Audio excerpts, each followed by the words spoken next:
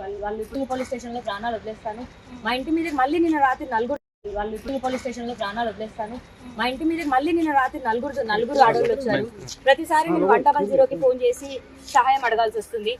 శేఖర్ భాషా అండ్ రాజ్ తరుణ్ ఇద్దరు కలిసి నా మీద ఇంత దాడికి చేస్తున్నారు. ఇంత కోర్టులో ఉన్న కేసుని మళ్ళీ నా మీద దాడికి ఎందుకు పాల్పడుతున్నారు? ఒక్కొక్క నిమిషం కూడా ప్రాణభయంతో బతకాల్సి వస్తుంది. ఇదే నార్సింగ్ పోలీస్ స్టేషన్లో గంట సేపు వెయిట్ చేస్తాను.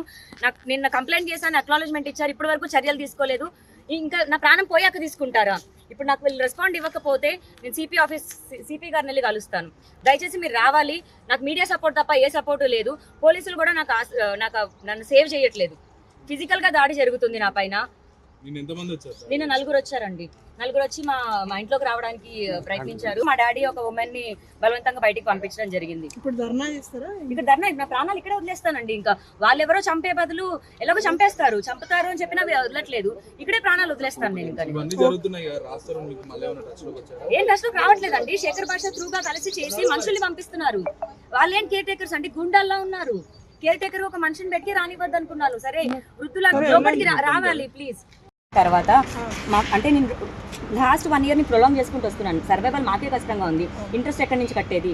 రాస్తారని ఫోన్లే లేపని పరిస్థితిలో ఇంట్రెస్ట్ కట్టలేమండి, ఆగండి అని నేను ఏదో కప్పు పుచ్చుకుంటూ వస్తున్నాను. మీడియాలో అంతా ఈ గొడవ చూసిన తర్వాత వాళ్ళు ఆగలేక 2 days టైం ఇచ్చారు. ఇవ్వలేనండి, 2 days కాదు, నా తల తాకట్టు పెట్టినా నేను డబ్బులు ఇప్పుడు తీసుకురాలేను అన్నాను. తీసుకురాని పక్షంలో 1 weekలో వచ్చి ఆక్యుపై చేసుకుంటామన్నారు. నేను 10 రోజులైనా గడువు ఇవ్వండి అన్నాను. లేదు, నిన్నటి నుంచి కౌంట్ చేసి 1 weekలో తీసుకుంటామన్నారు. That means 6 days. Packing start చేశానండి. ప్యాకింగ్ స్టార్ట్ చేసేసాను. నాకు సేఫ్టీ చాలా ఇంపార్టెంట్. విదిన్ 2-3 daysలో నేను సామాన్లు అన్న వెన్నాల్సి షిఫ్ట్ చేసుకుంటాను. రాజు వాళ్ళ పేరెంట్స్ని కూడా అడగడం జరిగింది, మీకు ఏమైనా సామాన్లు కావాలా అని. రాజుతో మాట్లాడి చెప్తామన్నారు. ఏం జరుగుతున్నా సరే రాజు వాళ్ళ పేరెంట్స్కి కానీ ఇంట్లో ఉన్న కేర్ టేకర్ రవితేజకి కానీ ఇన్ఫార్మ్ చేయడం జరుగుతుంది. అన్నయ్య నేను ఈ స్టెప్ తీసుకుంటున్నానని చెప్పడం జరుగుతుంది. చెప్పకుండా అయితే ఇది చేసేది లేదండి. రాజు వాళ్ళ అటాక్లు అయితే నేను చేయలేను, చెప్పడం జరుగుతుంది. అండ్ సామాన్లు అన్నది కూడా షిఫ్ట్ అయిపోతాయి. కాకపోతే హౌస్ కీస్ హ్యాండ్ ఓవర్ చేయడం మాత్రం నేను చేసి వెళ్ళిపోతాను. తీయడం నాకు ఇష్టం లేదండి. అందులో రాజు చెక్స్ ఇవ్వడం జరిగింది. ఆల్రెడీ 2 చెక్స్ వేశారు. ఇప్పుడు రాజు పైన సివిల్ అండ్ క్రిమినల్ కేసెస్ కూడా వాళ్ళు కూడా వేయబోతున్నారు. ఎందుకంటే చెక్స్ బౌన్స్ అయిందంట. అండ్ మాకు ఇప్పుడు ₹1 కోటి వరకు ఇంటి మీదే అప్పు ఉందండి. ఇన్ని రోజులు మేము చెప్పలేదు, పర్సనల్ విషయం కాబట్టి ఎందుకు పరుగు పోతుందని చెప్పలేదు. ఈ రోజున వాళ్ళు మా ఇల్లు అని వచ్చి చెప్పారు కాబట్టి ₹1 కోటి 10 సంవత్సరాల ముందు ₹1 కోటి కొన్న ఇల్లు ఇది పెడితే మరి 10 సంవత్సరాల నుంచి వాళ్ళు ₹1 కోటి తీసుకున్న అప్పుడు మరి ఎన్ని కోట్లు ఇప్పుడు రాజధాని నుంచి బయటకు కడతాడో నేను చూస్తాను. ఇప్పుడు రాజుకి అగేన్స్ట్గా నేను ఫైట్ చేస్తాను. ఆ ₹1 కోటికి ఇన్ని రోజులు తీసుకున్న వడ్డీ కూడా నేను కట్టిస్తాను. ప్రతిదానికి నోట్స్ ఉన్నాయి, ప్రామిసరీ నోట్స్ ఉన్నాయి, రాజధాని చెక్స్ ఉన్నాయి, రాజధాని వాళ్ళ పేరెంట్స్ చెక్స్ ఉన్నాయి.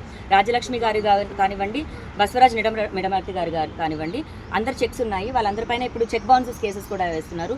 మండే నుంచి రాజధాని పేరెంట్స్ పైన చెక్ బౌన్సెస్ కేసెస్ అన్ని రిజిస్టర్ అవుతున్నాయి. తీసుకున్నామండి.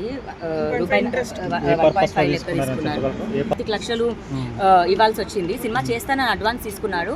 సో రాజధాని మేనేజర్ని అప్రోచ్ అయ్యి వాళ్ళు డబ్బులు కట్టాలి అని అన్నప్పుడు రాజధాని దగ్గర డబ్బులు లేవు.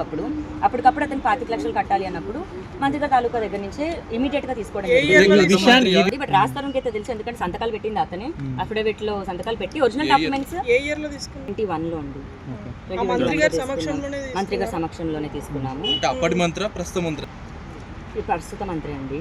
సో అవునండి, సమక్షంలోనే తీసుకున్నాము. మొత్తం 55 lakhs అయింది. దానికి ఇంట్రెస్ట్ మరి 2 years నుంచి ఇప్పుడు ఇంట్రెస్ట్ కట్టినా సరే నేనైతే హౌస్ రాష్ట్రానికి అయితే ఇవ్వను. ఎందుకంటే నా పరిస్థితి ఏంటి అన్నది నాకు కేసు తేలే వరకు అయితే ఇవ్వనివ్వను. నేను తిరిగి వాళ్ళని కోరింది అదే.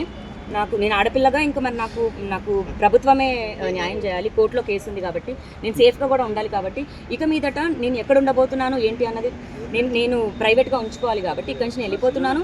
హౌస్ వాళ్ళు ఆక్యుపై చేసుకుంటారు. అండ్ పావని బోల్వాడ్లో విల్లా నెంబర్ 13 లావణ్య ఇల్లు కాదు, రాజధాని ఇల్లు కాదు. ఇల్లు ఇప్పుడు అదే అండి. ఇప్పుడు ఎవరైతే అప్పు తీసుకున్నామో వాళ్ళే 1 weekలో రిజిస్టర్డ్ డాక్యుమెంట్ రాజధాని పేరు మీద ఉన్నప్పటికీ దాంట్లో మేము గడువు లోపు కట్టనప్పుడు ఆక్యుపై చేసుకోవచ్చు అనే కండిషన్స్ అప్లైస్లో కూడా రాజధాని సైన్ చేయడం జరిగింది. సో ఇప్పుడు వాళ్ళు తీసుకున్నప్పుడు మరి వాళ్ళకే చెందుతుందండి.